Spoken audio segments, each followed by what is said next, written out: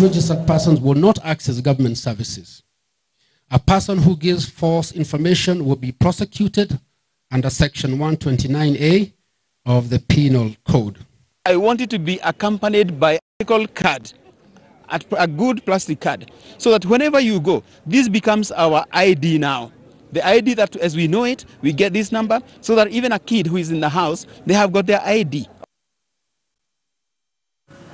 Even a kid who's in the house, they've got their ID. So we're talking about Huduma number this evening on The Big Story. We have Diana Gishego from Kenya Human Rights Commission and Patrick Gadhara, who is a right-hander cartoonist. Gadhara, let me begin with you as we get back from this break. So the aim of the Huduma number, first of all, is to harmonize, according to the government, is to harmonize persons' identity data across different domains. It will be a national reference frame for stakeholders. And one of the other things they mentioned is that it will be a big enabler for the Big Four agenda.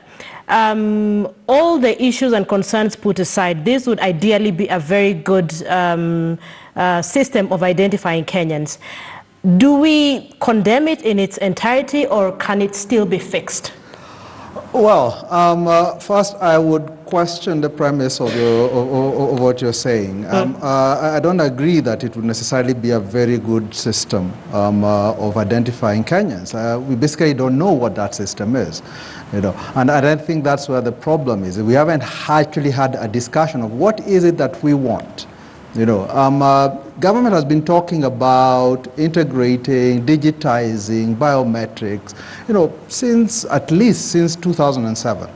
You know, that's 12 years, probably longer than that. You know, when we introduced the IPRS about the National Digital Registry System in 2014, you know, all of this was actually predicated not so much on identifying us because we needed, how to put it, you know, the way it was portrayed, it's all about security, you know, about, you know, we need to know who Kenyans are. But actually, it was just a forum for banks and lenders. And that's what they were doing, is they were creating a system where those guys, because they could then identify people, you know, could actually be able to monetize or use as collateral other assets other than land that were not fixed, you know. And they bring this in under the cover of this national, you know, registration system. So basically, we are being used to subsidize systems that allow other people to profit off giving us loans. You know, and I think we have to be very careful about that. We have to ask whether that is what we want. Governor, hold on. We allow people to do what? We allow people, essentially, to profit off giving us loans. If you go to my timeline, there is a paper I posted by a professor from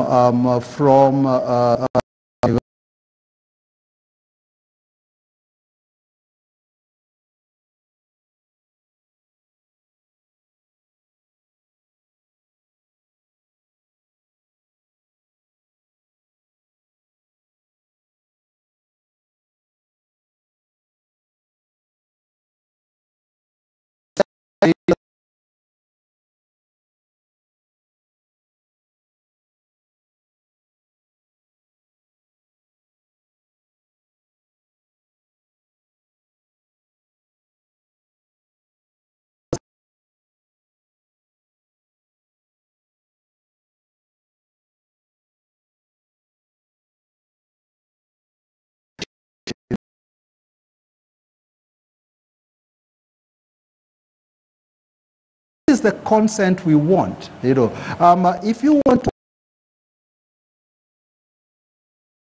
you would have to consent to it. If you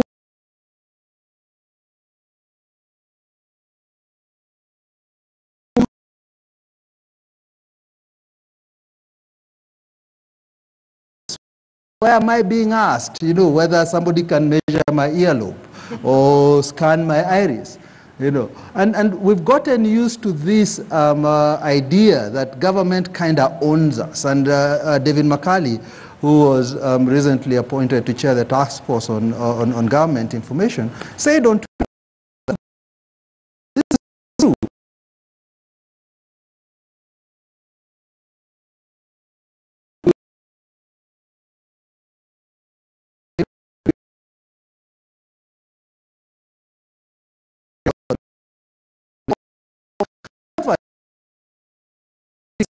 of we monitor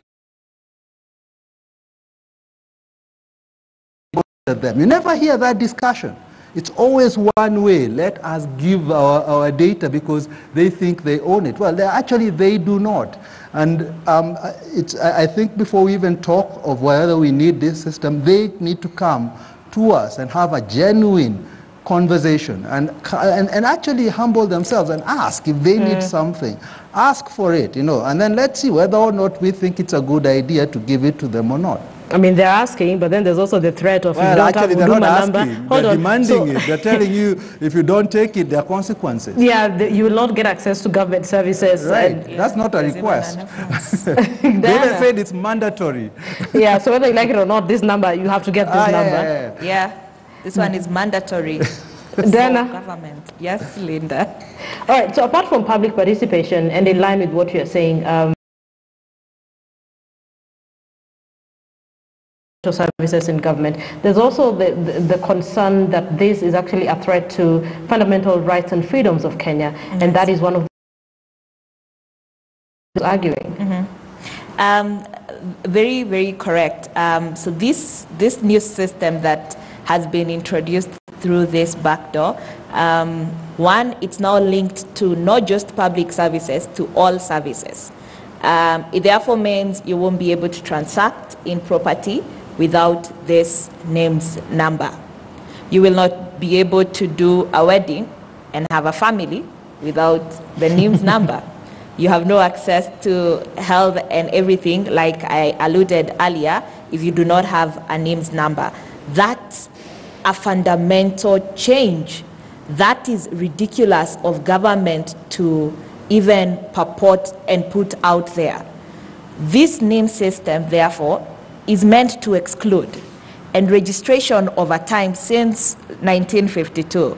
Initially, the kipande was only for men because they were the laborers. So to exclude anybody who is a man and was not doing work, they introduced kipande.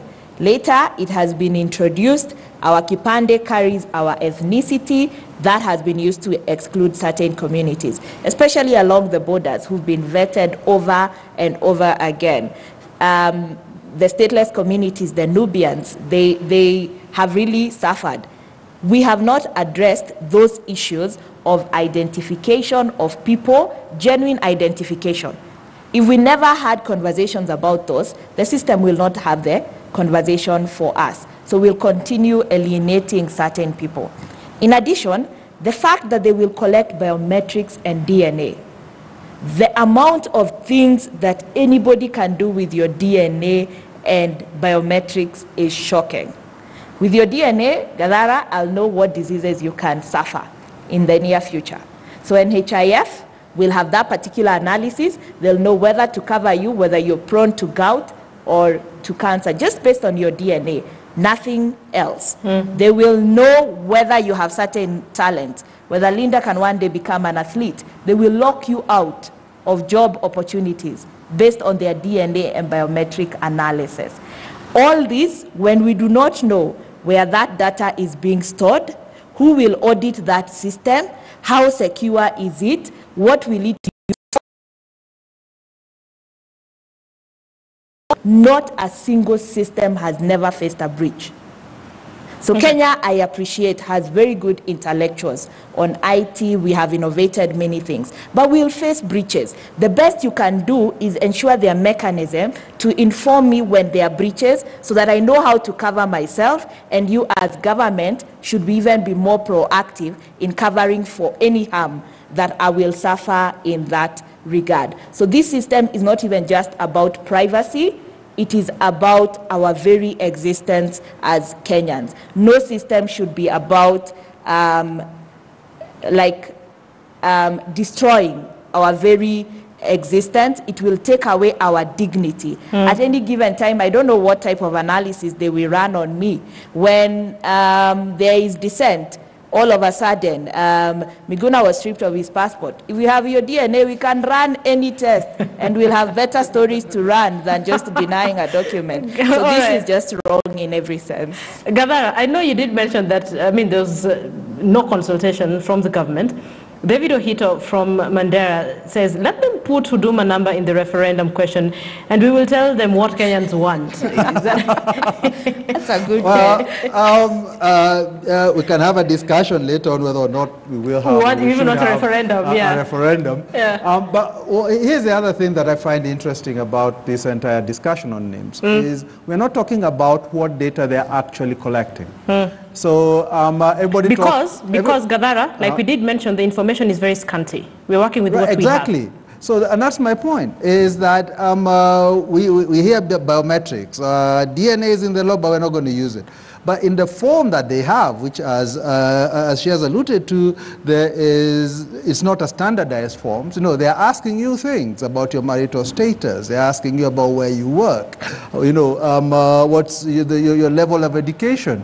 Are you a farmer? How many acres do you farm? How many cows do you own? What does this have to do with identifying you? To be fair, I read the document. To be fair, I read the document. They said it has everything to do with the Big Four agenda. They want to know how